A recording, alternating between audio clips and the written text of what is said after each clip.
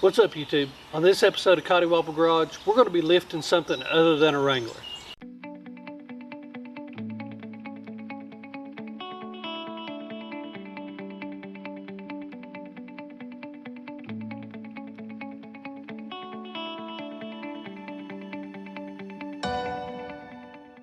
Coddiwomple Overland is brought to you in part by Overland Vehicle Systems, Stop Overland, and Faster Flate.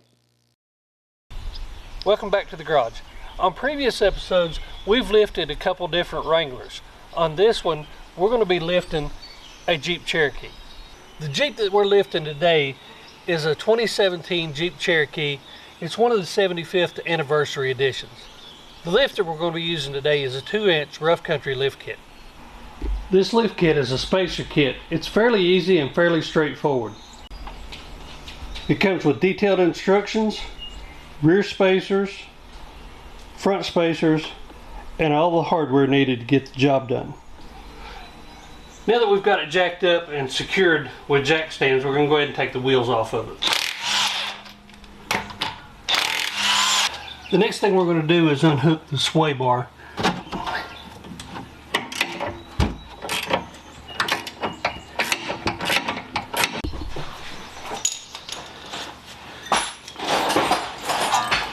Next, we're going to take the bolt off that holds the lower control arm.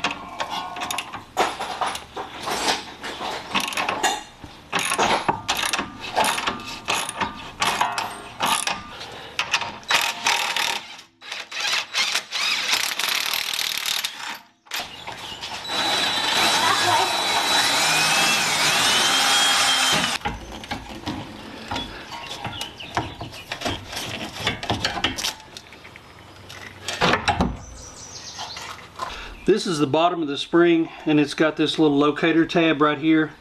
If we put the spacer on just the way it is, then we've lost our locator tab. So what they supply you with is a small Allen head bolt, and we're going to put that Allen head bolt in right here, and we're just going to tighten it down a little bit.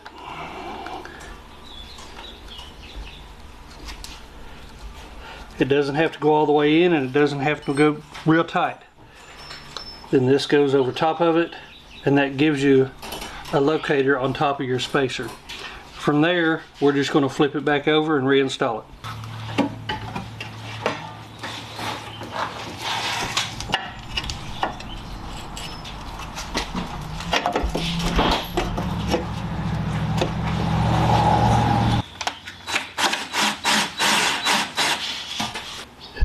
When you take the lower control arm off here, it slides back, and it's a huge misalignment between where the bolt goes through here and up here. So what we're going to have to do is we're going to have to pull this control arm forward. We're going to attach the strap to the front and then back to the control arm, and then we're just going to pull it forward. It's not going to take a whole lot of pressure to get it lined up.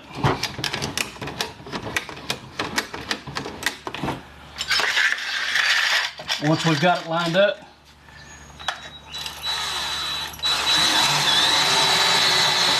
we're just going to raise it up with the jack.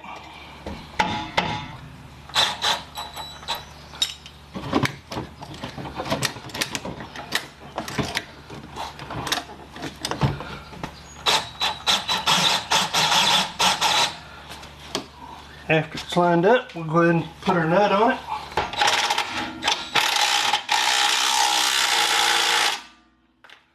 Once we get that in, then we're going to tighten it up with a ratchet, and then after we get it set back down, we'll tighten it to spec.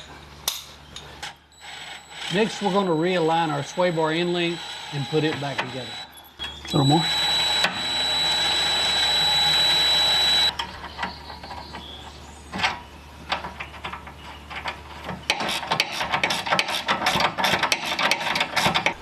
Now that we've moved to the front, got it jacked up and on jack stands, we're going to remove the brake line off the bracket, the ABS sensor wire, and then next we're going to undo the sway bar.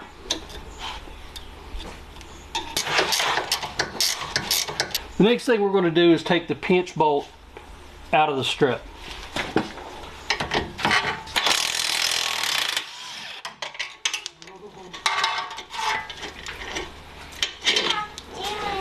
Okay, once we've got the pinch bolt out, we're going to take a mallet and hit right here and knock the pinch piece down off of the strut. You need to drop that down about 1 5/8 inches is what they say.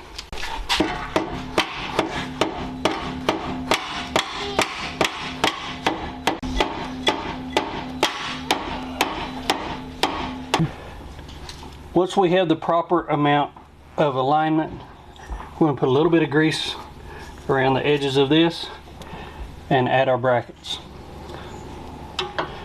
Need to make sure that on the inside bracket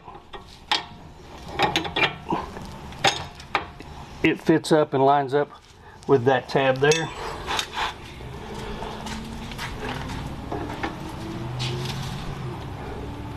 And then your outside bracket will slide right into here.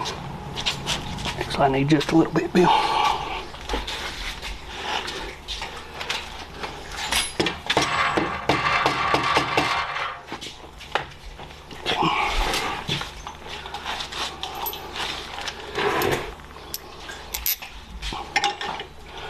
So the front one on the back side does not take a washer, it just takes a washer on this side.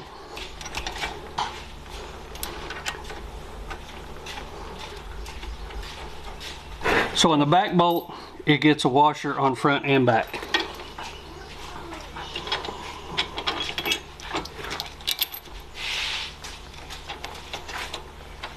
We're going to snug those up good with the impact. And then torque them down to 130 foot-pounds. Since we moved the bracket down on the strut, we've got to drill a new hole.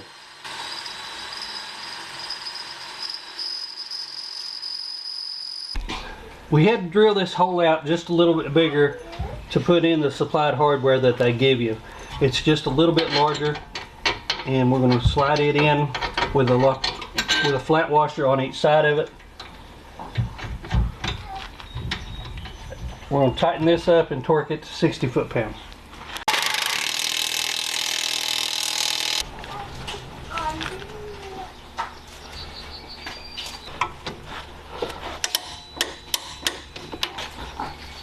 Now that we've got that tightened up, we're going to go ahead and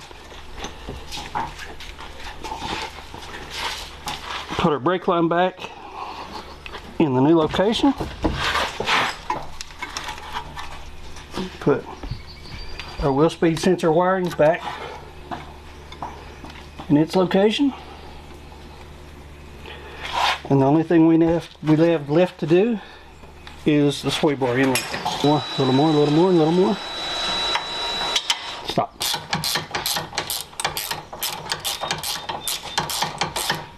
The rough country lift kit that we put on the Cherokee wasn't really difficult at all to put on.